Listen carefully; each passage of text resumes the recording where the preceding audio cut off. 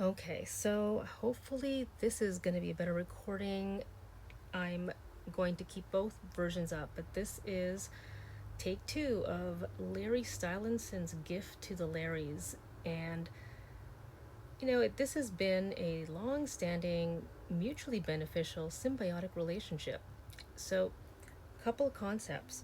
Number one, think about the level of pattern recognition that one must have had to have, whether you're a veteran Larry or a more recent Larry, that you're able to, because I've seen this happen, like people have found the videos and they're able to pinpoint like trends, and the there's a lot of ability to pattern recognize images and like language and symbols. So people that got into Larry at the very beginning, they unintentionally honed that gift, and that gift was there to begin with. Number two, some of you are really probably very good detectives and investigators, and I'm hoping that if you were especially quite young and got into the shipping and the collecting and the noticing Twitter messages, if you did this from the beginning and were like the target audience, you you probably sharpened a talent that maybe you didn't know you had but was always there, and that's the ability to investigate, synthesize, analyze, and sleuth. And it also brings me to the third point. Another gift of the Larrys is that there's so much fan fiction and a lot of the like people splicing videos with the right program. So those people had untapped creativity that got kind of perfected, I would say, because some of these videos are great. And that was born out of being a Larry Stylinson fan, or Larry, right? So this is the gift that Larry Stylinson gives to the Larrys, and I think this is another reason why the Larry Stylinson phenomenon has endured so much. Like it's still at the level of velocity that it's always kind of been. Like there's people that have dropped off and like kind of stopped paying attention to the Larry Stylinson ship, and they come back. But so it's not always the same people that are in it. But the what's it called? The critical mass. There's a theory of once it hits a certain number, it becomes everywhere, right? So it's maintained the critical mass and it's maintained momentum. It's almost like it's in what is that word when someone's flying a plane? It's like it's coasting, but it's still going up. Like the energy towards Larry hasn't died, and I do think it is because, well, at the core of this is this incredible like love story that's so genuine, so sweet, and so touching and tragic, and runs all the gamut, but a real pure love out of this. And love is generative, and I think it's been generative for the Larrys too. Because think about it this way: if Larry Stylinson wasn't a thing, think of all the people whose creativity got like it got sharpened because they were writing fan fiction, making videos, the people that have all the analytical deductive skills.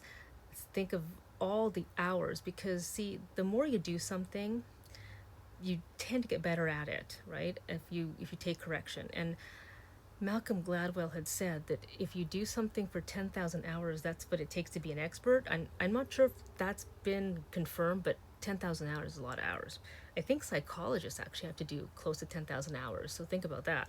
But if you think of somebody who was like 13, 14 and began, because a lot of the younger generation are great at technology, but all the accumulation of the sleuthing, the creativity, um, and the pattern recognizing and the ability to decode and all that stuff, that's a lot of years, and that's also during a formative time in life when your brain's really developing.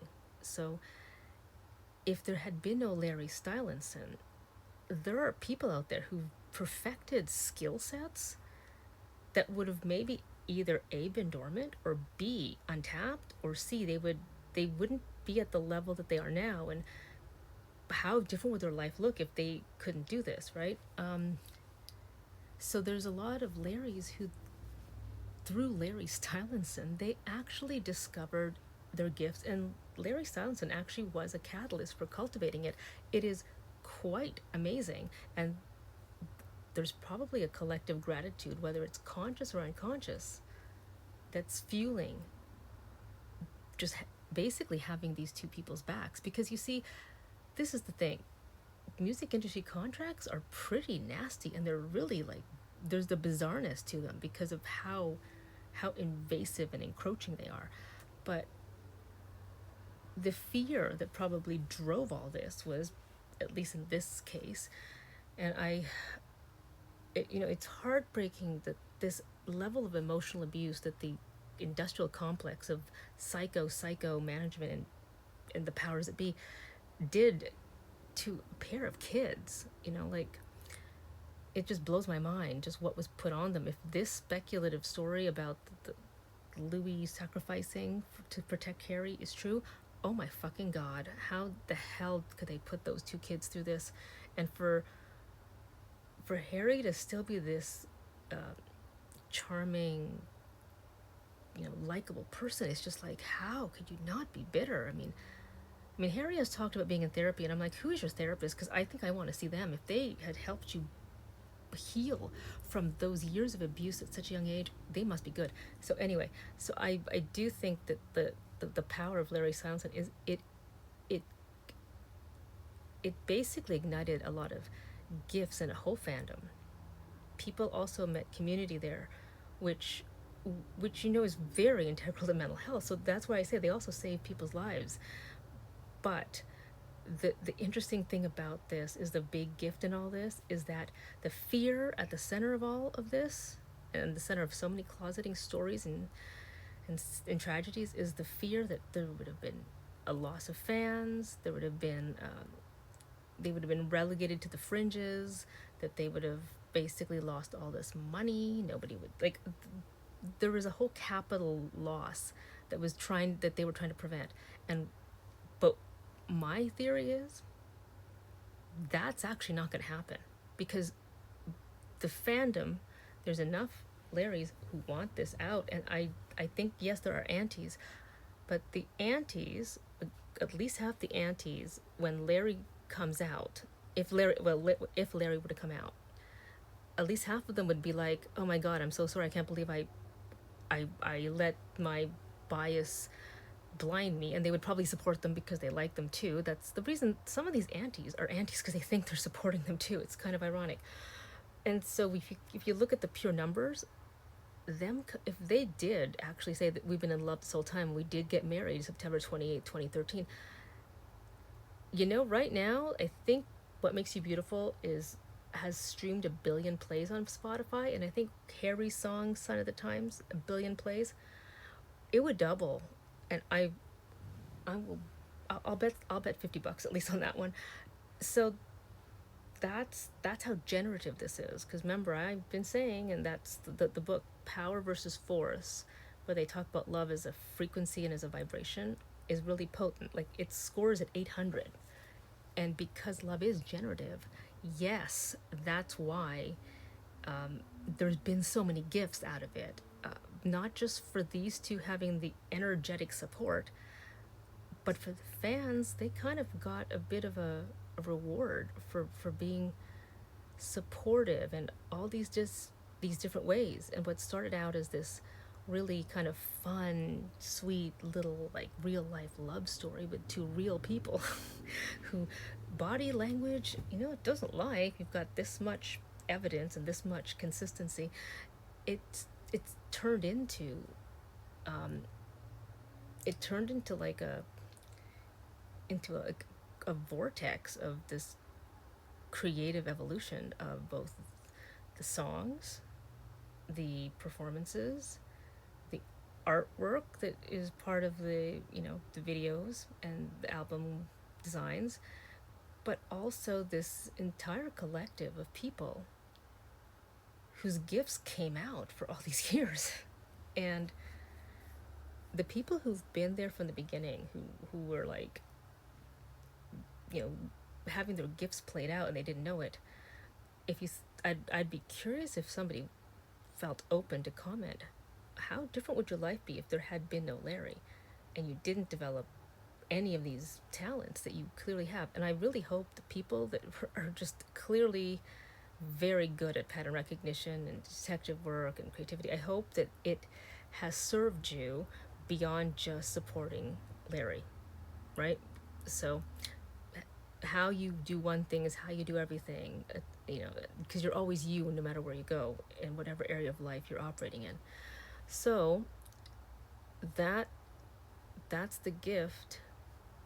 Actually, the gift is Larry was the reason why many people discover their gifts in a roundabout way through this initially being a fan of a boy band that was formed on reality TV called X Factor. Sort of from something kind of artificial came something so genuine. Um, so I'm hoping that this recording does come through. Another thing that is a gift of the Larrys, which it's like a mutual gratitude if they are giving hints, if they're dropping hints to kind of keep the Larrys inspired by Louis performing at his festival with a shirt that has a big H letter on it, which is like, of course, you know, people are going to connect that with Harry.